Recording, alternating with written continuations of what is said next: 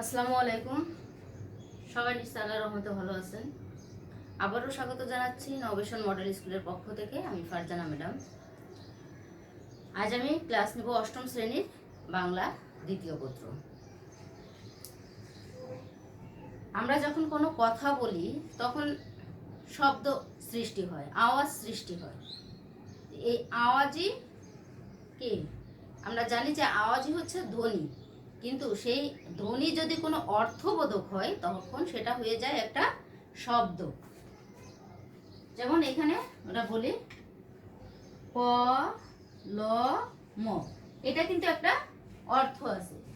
ক আমরা আওয়াজ করছি, ল আওয়াজ করছি এবং ম আওয়াজ করছি। তিনটি বর্ণ আমরা যখন উচ্চারণ করছি বলছি তখন কিন্তু আমাদের মুখ দিয়ে এক ধরনের আওয়াজ বের হচ্ছে। এই আওয়াজটি, এই তিনটি আওয়াজ যখন একত্র করছি ক ল ম, কলম, তখন একটা শব্দ গঠন হয়েছে এবং এর একটা অর্থ আছে। কলম অর্থ কি? আমরা যে লিখি, এই যে একটা কলম আমরা লিখি, তাকে বলা হয় কলম। এই যে কলম, এটি হচ্ছে একটি শব্দ।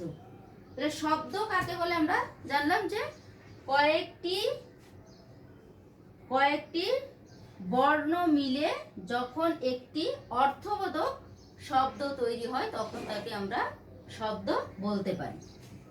এখন এই শব্দ বিভিন্নভাবে গঠিত হয়। এই শব্দ নানাভাবে গঠিত হয়। তার ভিতর একটা হচ্ছে ধনাত্মক শব্দ, আর একটা অনুকর শব্দ, আর একটা হচ্ছে শব্দ দ্বৈত। আমরা আজ এই তিনটা নিয়ে আলোচনা করব। এখন দেখি ধনাত্মক শব্দ কি।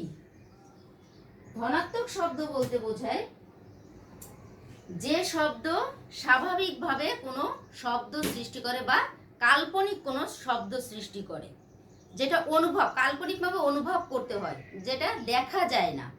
আর একটা শব্দ সেটা দেখা যায় না কিন্তু আমরা শুনতে পাচ্ছি, কানে শুনতে পাই। আর একটা হচ্ছে অনুভব করতে হয়। এই যে স্বাভাবিক শব্দ আর একটা হচ্ছে কাল্পনিক বা অনুভূতির যে শব্দ, তাকে বলা হয় ধনাত্মক শব্দ। যেমন কুকুরটি ঘেউ ঘেউ করছে।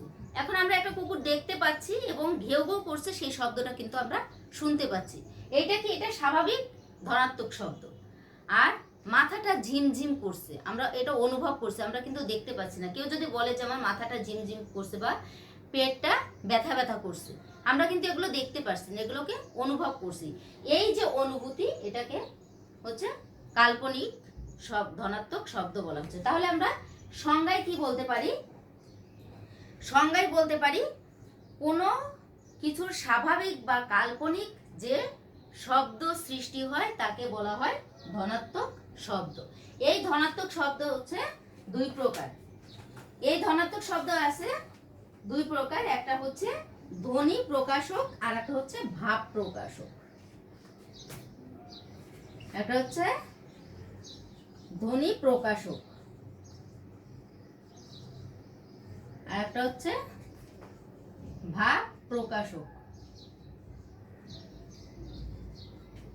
ধ্বনি প্রকাশক কোনটি? যেটা আমরা বললাম যে কুকুরটি ঘেউ ঘেউ করছে, বাচ্চাটি মা মা করে কান্না করছে। এই যে কুকুরটি ঘেউ ঘেউ করছে, এইটা হচ্ছে ধ্বনি প্রকাশক। এই ঘেউ ঘেউ,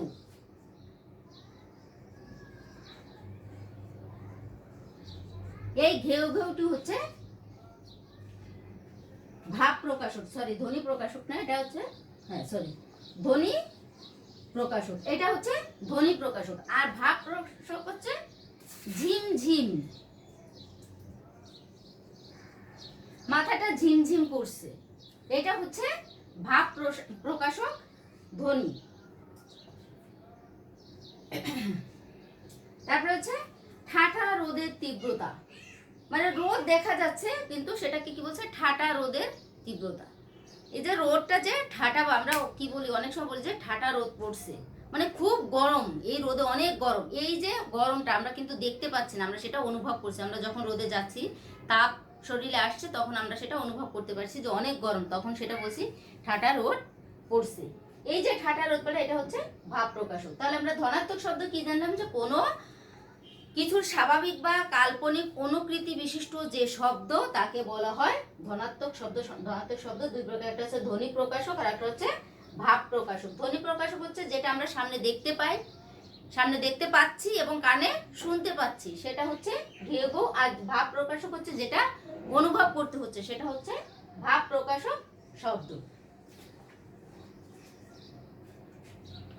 এর ভিতর বিভিন্ন আছে, মানুষের ধ্বনির অনুকৃতি, তারপরে হচ্ছে জীবজন্তুর ধ্বনির অনুকৃতি, বস্তুর ধ্বনির অনুকৃতি। যেমন থালাগুলো ঝনঝন করে শব্দ হচ্ছে, থালাগুলো ঝনঝন করে শব্দ হচ্ছে, গুড় গুড় করে মেঘ ডাকছে, এগুলো হচ্ছে বস্তুর ধ্বনি অনুকৃতি। জীবজন্তু হচ্ছে কুকুরটি ঘেউ ঘেউ করছে, বিড়ালটি মিউ মিউ করে ডাকছে। আর একটা হচ্ছে অনুভূতির কাল্পনিক, যেটা মশাই কুটকুট করে কামড় দিচ্ছে, আমরা বলি যে মশা কুটকুট করে কামড়াচ্ছে, ছমছম গা ছমছম করছে, গা ভয়ে ছমছম করছে। এগুলো বিভিন্নভাবে। এখন আমার প্রশ্ন আসতে পারে এভাবে যে মশাই কুটকুট করে কামড়াচ্ছে, এটা কোন ধরনের ধনাত্মক শব্দ? বস্তুর অনুভূতির কাল্পনিক, নাকি বস্তুর ধ্বনির অনুভূতি, নাকি হচ্ছে জীবজন্তুর ধনুর হচ্ছে শব্দ? এইভাবে আসতে পারে যে এটি কোন ধরনের শব্দ। তারপর হচ্ছে লোকটি ভেউ ভেউ করে কান্না শুরু করলো, এটা কিসের অনুকৃতি, কোন ধ্বনির অনুকৃতি? এটা হচ্ছে মানুষের ধ্বনির অনুকৃতি, নাকি জীবজন্তুর, নাকি হচ্ছে বস্তুর, না হচ্ছে অনুভূতির কাল্পনিক? এভাবে আসতে পারে যে ঘেউ ঘেউ শব্দটি কোন ধ্বনির অনুকৃতি। তাহলে আমরা ধনাত্মক শব্দ আমরা বুঝতে পারলাম যে ধনাত্মক শব্দ কি। এরপরে আসেন আমরা দেখব যে অনুকার শব্দ। অনুকার শব্দ, আমরা একটা কথার সাথে আরেকটা কথা জুড়ে দিই, যেমন আবোল তাবোল। তারপরে হচ্ছে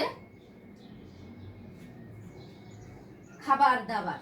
এই যে আবোল তাবোল, তাবোলটা কি? তাবোলটার আসলে কোনো অর্থ নেই, নিরর্থক একটা শব্দ। খাবার দাবার, দাবারের আসলে কোনো অর্থ নেই, একটা নিরর্থক শব্দ। এই যে আবোল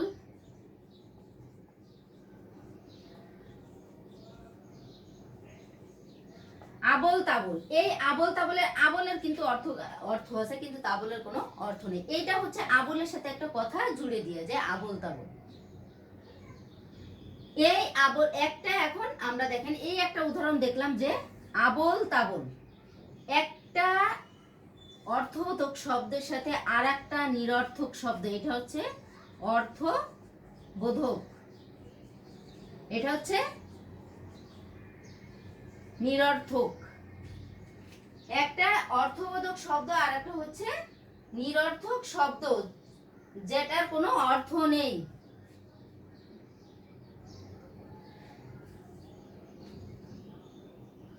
যেটার কোনো অর্থ নেই, একটা অর্থবোধক আর একটা হচ্ছে নিরর্থক।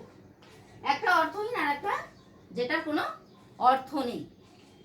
এইটার অর্থ আছে, এইটার অর্থ নেই। তাহলে আমরা সংজ্ঞাকে, অনুকার শব্দ কাকে বলে বলতে পারি? যে বাক্যে একটি শব্দের অর্থ আছে এবং আরেকটি শব্দের কোনো অর্থ নেই, নিরর্থক শব্দ জুড়ে দেওয়া হয়, তাকে বলা হয় অনুকার শব্দ। আমরা এই উদাহরণ থেকে আমরা একটা সংজ্ঞা নির্ণয় করতে পারি যে শব্দের অনুকরণ বা বিকারে যে ধরনের শব্দ সৃষ্টি করা হয় তাকে অনুকার শব্দ বলে। অর্থাৎ একটি শব্দের অর্থ থাকবে এবং আরেকটি শব্দের কোনো অর্থ থাকবে না, নিরর্থক শব্দ হবে, তাকে বলা হবে অনুকার শব্দ। আমরা এখানে দেখতে পাচ্ছি আবোলের অর্থ আছে, তাবোলের কোনো অর্থ নেই। খাবারের অর্থ আছে কিন্তু দাবারের কোনো অর্থ নেই।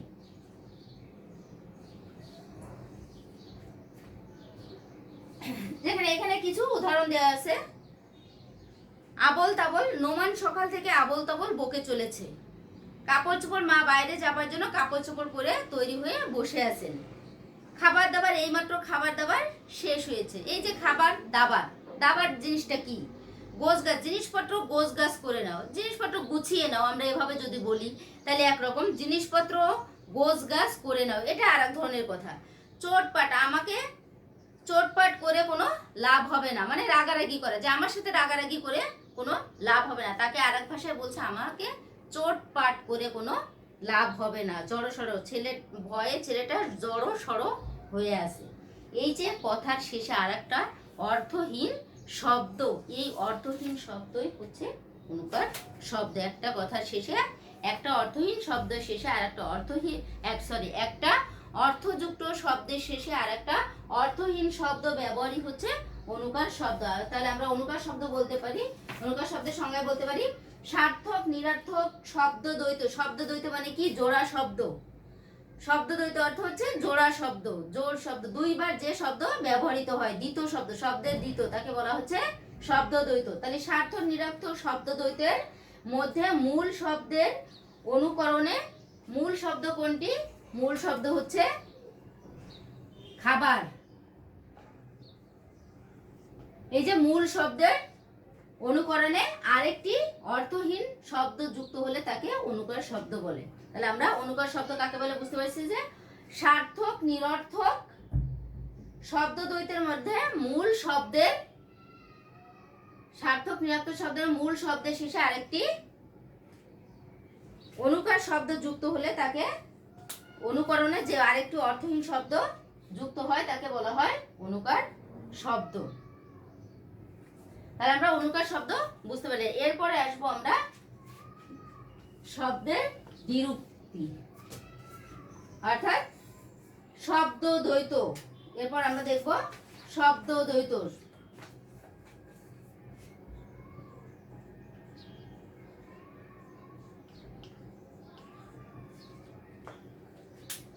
শব্দ দ্বৈত কাকে বলছে? যে আমরা একটা শব্দের সাথে আরেকটি যে শব্দ জুড়ে দিই তাকে বলা হয় শব্দ দ্বৈত। সেটা বিভিন্ন শব্দ হতে পারে, সমার্থক শব্দ, বিপরীত শব্দ যোগে, তারপরে হচ্ছে ক্ষুদ্র অর্থে, তারপরে বিশাল অর্থে। হ্যাঁ, এভাবে একটা শব্দের সাথে আরেকটা শব্দ জুড়ে দিলে আমাদের শব্দ দ্বৈত তৈরি হয়। তাহলে দ্বিরুক্তি শব্দ যেমন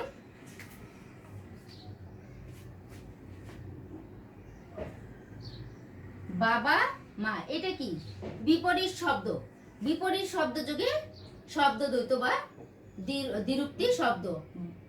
বাবার সাথে মা, বাবার বিপরীতে কি আসছে?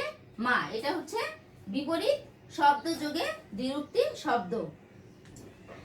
বাংলা কোনো ভাষায় কোনো শব্দ, পদ বা অনুকার শব্দ একবার ব্যবহার করলে যে অর্থ প্রকাশ করে দুইবার ব্যবহার করলে তার অর্থ কিছুটা তীব্রতা পায় বা কমে আসে বা জোরালো প্রকাশ পায়। এভাবে যে অর্থ প্রকাশ পায় তাকে দ্বিরুক্তি শব্দ বলে। তাহলে আমরা দ্বিরুক্তি শব্দ বলতে কি বোঝা যাচ্ছে? বাংলা ভাষায় কোনো শব্দ, পদ বা অনুকার শব্দ একবার ব্যবহার করলে যে রকম অর্থ প্রকাশ পায় দুইবার ব্যবহার করলে সেই শব্দের অর্থের হয় জোরালো ভাব প্রকাশ পায়, না হলে শব্দের অর্থের হ্রাস পায় বা কোনো বিশেষভাবে শব্দের অর্থ কমে যায়, তাকে বলা হয় দ্বিরুক্তি শব্দ। এখন এই দ্বিরুক্তি শব্দ বিভিন্ন ভাবে তৈরি হয়ে থাকে। দ্বিরুক্তি শব্দ তৈরি হয়ে থাকে বিভিন্ন ভাবে।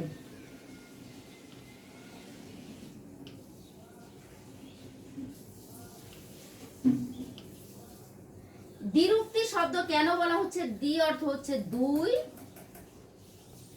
আর রুক্ত অর্থ হচ্ছে কথা বা উক্তি। দুইবার কথা বা উক্তি, এই জন্য একে বলা হচ্ছে দ্বিরুক্তি শব্দ। তাহলে দ্বিরুক্তি শব্দ কি বলা হয়? যে দ্বিরুক্তি শব্দের অর্থ কি? দুইবার উচ্চারণ করা, দুইবার এক শব্দ ব্যবহার করা বা দুইবার যে শব্দ ব্যবহার করা তাকে বলা হয় দ্বিরুক্তি শব্দ। এখন এখানে আমরা বলতে পারি যে আমার জ্বর জ্বর অনুভব হচ্ছে, মানে জ্বর মনে হচ্ছে যে জ্বর, কিন্তু সরাসরি যে জ্বর, আমার জ্বর হয়েছে এটা একরকম কথা, কিন্তু আমার জ্বর জ্বর অনুভব হচ্ছে মানে মনে হচ্ছে যে গাটা একটু গরম গরম, যে জ্বর মনে হচ্ছে, কিন্তু না জ্বর না, কেমন শরীরটা কেমন করছে, এই জন্য মনে হচ্ছে যে জ্বর জ্বর। এই যে জ্বর জ্বর মানে জ্বর আসেনি বা অল্প, এরকম করে কিছু, অল্পতা, স্বল্পতা বোঝাচ্ছে, স্বল্পতা বোঝানোকে বলা হচ্ছে এখানে জ্বর জ্বর ভাব।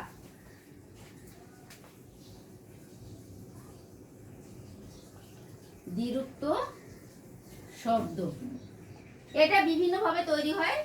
এটা হচ্ছে সার্থক নিরর্থক, আমরা পড়েছি সার্থক নিরর্থক অর্থ হচ্ছে বহু, সার্থক নিরর্থক যেটা অনুকার শব্দ সেটা হচ্ছে সার্থক নিরর্থক। আবোল তাবোল,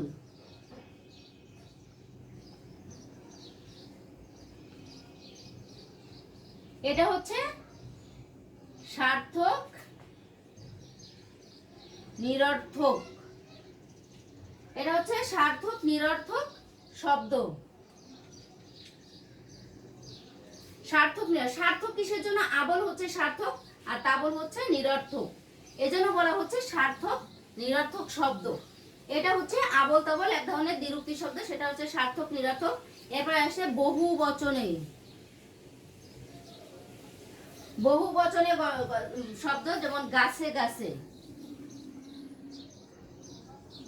গাছে গাছে মানে অনেক অনেক গাছে, গাছে গাছে ফুল ফুটেছে, গাছে গাছে ফলে ভরে গিয়েছে, তার মানে অনেক গাছ বোঝাচ্ছে। এই জন্য এখানে বলছে বহু বচনে গঠিত শব্দ। তারপরে বলছে দলে দলে লোক এসেছে, দলে দলে মানে অনেক অনেক লোক, এই জন্য বলছে দলে দলে লোক এসেছে। এরপরে এসছে প্রতি বা প্রত্যেক। এরপরে এসছে প্রতি বা প্রত্যেক, প্রতি অথবা প্রত্যেক। ওদের আছে ঘন্টায় ঘন্টায়।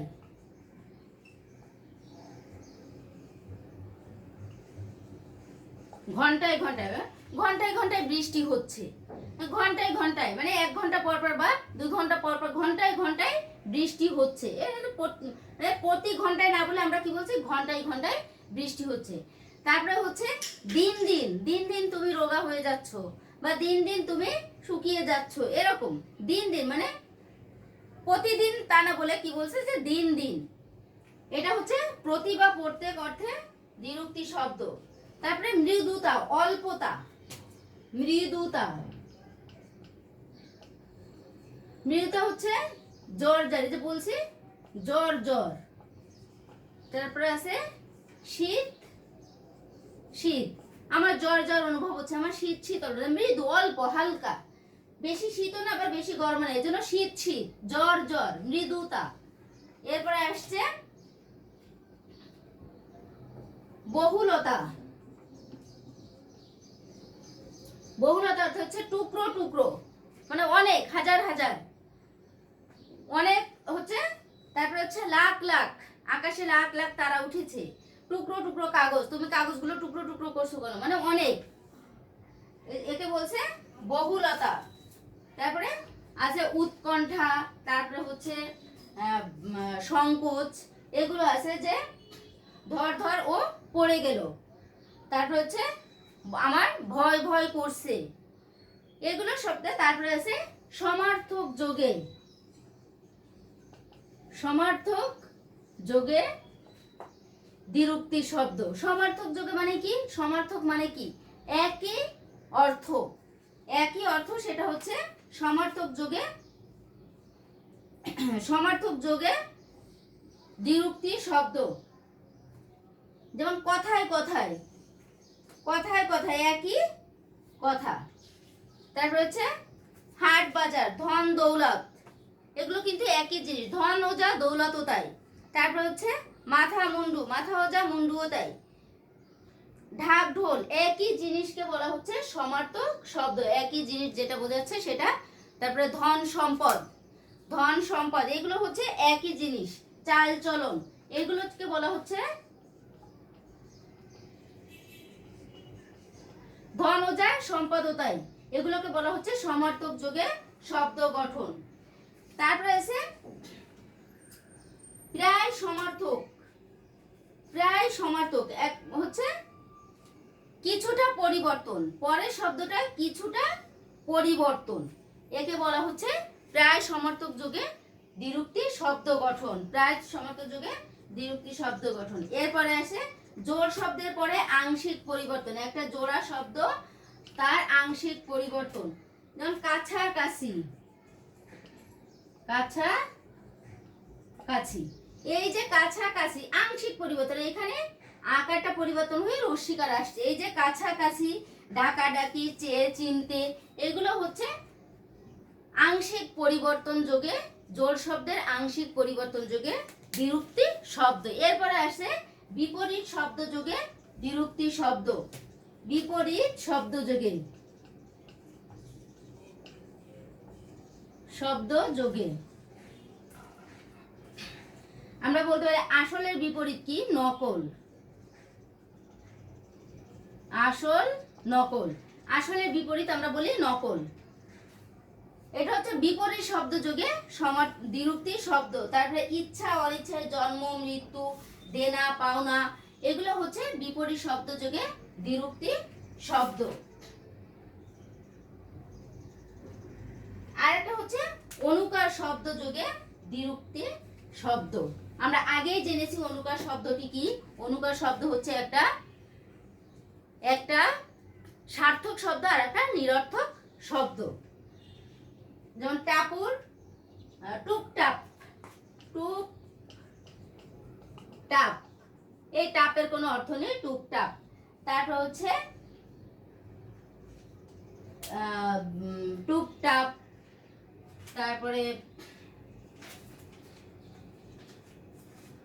টেনে টুনে, বকে ঝোঁকে, এগুলো হচ্ছে অনুকার শব্দ যোগে দ্বিরুক্তি শব্দ। তাহলে আমরা শব্দ গঠনে কি কি জানতে পারলাম? এক, শব্দ গঠনে তিনটা বিষয় জানতে পারলাম। একটা হচ্ছে ধনাত্মক শব্দ। ধনাত্মক শব্দ কাকে বলে? ধনাত্মক শব্দ বলতে বোঝাচ্ছে যে একটা স্বাভাবিক শব্দ আর একটা হচ্ছে অনুকারের কাল্পনিক শব্দ, সেটা হচ্ছে ধনাত্মক শব্দ। আর একটা জানলাম যে অনুকার শব্দ। অনুকার শব্দ থাকবে একটা সার্থক আর একটা নিরর্থক। একটার অর্থ থাকবে আর একটা পাশাপাশি শব্দের অর্থ থাকবে না, অর্থহীন আর একটা শব্দ যুক্ত হয়ে যেটা হবে সেটা হচ্ছে অনুকার শব্দযোগ। আর একটা হচ্ছে দ্বিরুক্তি শব্দ বা শব্দ দ্বৈত। তাহলে শব্দ দ্বৈতের আরেক নাম আমরা বলতে পারি দ্বিরুক্তি শব্দ, দ্বিরুক্তি শব্দের আরেক নাম বলতে পারি শব্দ দ্বৈত। এই কোশ্চেনটা কিন্তু প্রায় আসে যে দ্বিরুক্তি শব্দের আরেক নাম কি বা শব্দ দ্বৈতের আরেক নাম কি, দ্বিরুক্তি শব্দের অর্থ কি বা শব্দ দ্বৈতের অর্থ কি? দুইবার উক্ত। দ্বিরুক্তি শব্দের অর্থ হচ্ছে দুইবার উক্ত। আমরা জানলাম যে দ্বিরুক্তি শব্দ বিভিন্নভাবে সমার্থক যোগে, বিপরীত শব্দ যোগে, অনুকার, নিরর্থক, সার্থক, তারপরে হচ্ছে বহু বচনে, উৎকণ্ঠা, এভাবে বিভিন্নভাবে আমরা বাহুলতা, প্রতি বা প্রত্যেক, বিভিন্নভাবে দ্বিরুক্তি শব্দ গঠন হয়, আমরা সেগুলো জানতে পারলাম। এখানে প্রশ্ন কিভাবে আসতে পারে? প্রশ্ন আসতে পারে যে এখানে আত্মীয় স্বজন, আত্মীয় স্বজন দ্বিরুক্তি শব্দটি কোন অর্থে ব্যবহৃত হয়েছে? সমার্থক শব্দ নাকি জোড় শব্দের আংশিক শব্দ নাকি বিপরীত শব্দ ভাবে দ্বিরুক্তি শব্দ ব্যবহৃত হয়েছে? তখন আত্মীয় যা স্বজনতায়, তাহলে আমরা বলতে পারি সমার্থক শব্দ যোগে। তারপরে যদি বলতে ইচ্ছা অনিচ্ছায় দ্বিরুক্তি শব্দটি নিচের কোন ভাবে ব্যবহৃত হয়েছে বা কোন ভাবে তৈরি হয়েছে, তখন আমরা সমার্থক শব্দ নাকি বিপরীত শব্দ নাকি হচ্ছে নিরর্থক শব্দ এভাবে বা অনুকার শব্দ কোনটি, তখন আমরা জানি যে ইচ্ছা অনিচ্ছা, ইচ্ছা হচ্ছে আর অনিচ্ছা হচ্ছে তার বিপরীত শব্দ। তাহলে আমরা এটা বলতে পারি যে বিপরীত শব্দ যোগে দ্বিরুক্তি শব্দ। তাহলে আমরা সবাই নিশ্চয়ই বুঝতে পেরেছি। আজ এ পর্যন্ত। সবাই ভালো থাকবেন, সুস্থ থাকবেন। আবারও দেখা হবে অন্য কোনো একদিন, অন্য কোনো এক পর্বে। সবাইকে আসসালামু আলাইকুম।